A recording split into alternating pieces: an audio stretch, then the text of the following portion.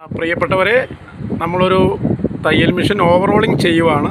ഇതിൻ്റെ പ്രശ്നങ്ങളെന്ന് പറഞ്ഞാൽ മൊത്തം അഴുക്ക് കയറി ഇത് വർക്കിംഗ് കണ്ടീഷനൊക്കെ പോയി കറങ്ങാനൊക്കെ ബുദ്ധിമുട്ടായിരുന്നു. അപ്പോൾ നമ്മൾ ഓൾറെഡി ഈ സംഭവം മൊത്തമായിട്ട് അഴിച്ച് കഴുകി ഇത് കണ്ടോ, ഇതുപോലെ ഫുള്ളായിട്ട് നമ്മളിത് റീസെറ്റ് ചെയ്യുവാണ്. ഓൾറെഡി നമുക്കിത് 1 ഇയർ വാറണ്ടിയാണ് നമ്മളിത് ചെയ്ത് കൊടുത്തു കഴിഞ്ഞാൽ.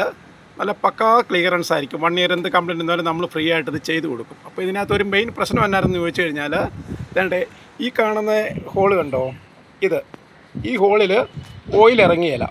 അങ്ങനെ ഓയിൽ ഇറങ്ങാണ്ട് വന്നപ്പോഴത്തേക്കും നമ്മളിത് റീസെറ്റ് ചെയ്തപ്പോഴത്തേക്കും ഇതിനകത്തൊരു സംഭവമുണ്ട്, ഒരു ക്യാമുണ്ട്, മെയിൻ ഷാഫ്റ്റും ക്യാമും. ഈ ഹോള് കണ്ടോ, ഈ ഹോള് ഈ ഹോളിൻ്റെ ഇവിടെ വരണം, അവിടെ വന്നാണ്. അപ്പോൾ നമ്മളിത് മൊത്തം ഊരിയിട്ട് ആ ഹോളെല്ലാം അഴുക്കായിരുന്നു അതിനകത്ത് മൊത്തം.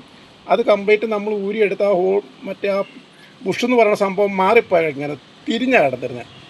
അപ്പോൾ നമ്മൾ ഈ ഹോളിന് നേരെയായിട്ട് വരുന്ന രീതിയിൽ, ഈ ഹോളിന് നേരെ വരുന്ന രീതിയിൽ നമ്മളിത് ഫിറ്റ് ചെയ്യാൻ പോവാണ്. അങ്ങനെ ഫിറ്റ് ചെയ്ത് കഴിയുമ്പോഴത്തേക്കും പിന്നെ ഈ ഹോളിൽ കൂടെ ഓയിൽ ഇറങ്ങും. അപ്പോൾ നല്ല സുഖകരമായ രീതിയിൽ പ്രവർത്തിക്കുക. അല്ലെങ്കിൽ ഇങ്ങനെ ഒരു വക കറകറാന്നുള്ള സൗണ്ടോടുകൂടി നമ്മൾ ഓയിൽ കൊടുത്താലും ചെല്ലത്തരാം അതിനകത്തോടെ. ആ ഒരു സംഭവമാണ് നമ്മളിപ്പോൾ നിങ്ങളെ കാണിച്ചു തരുന്നത്. ഓക്കെ, ഇപ്പം നമ്മൾ ഓയിൽ കൊടുത്ത് അതിനകത്ത് ഇറങ്ങുന്നുണ്ട് കണ്ടോ, ഓയിൽ കൊടുത്ത് ഇറങ്ങിച്ചെല്ലും. അപ്പം നല്ല സുഖകരമായ രീതിയിൽ ഇത് വർക്ക് ചെയ്യും കണ്ടോ, നല്ല രീതിയിൽ ഇത് വർക്ക് ചെയ്യും.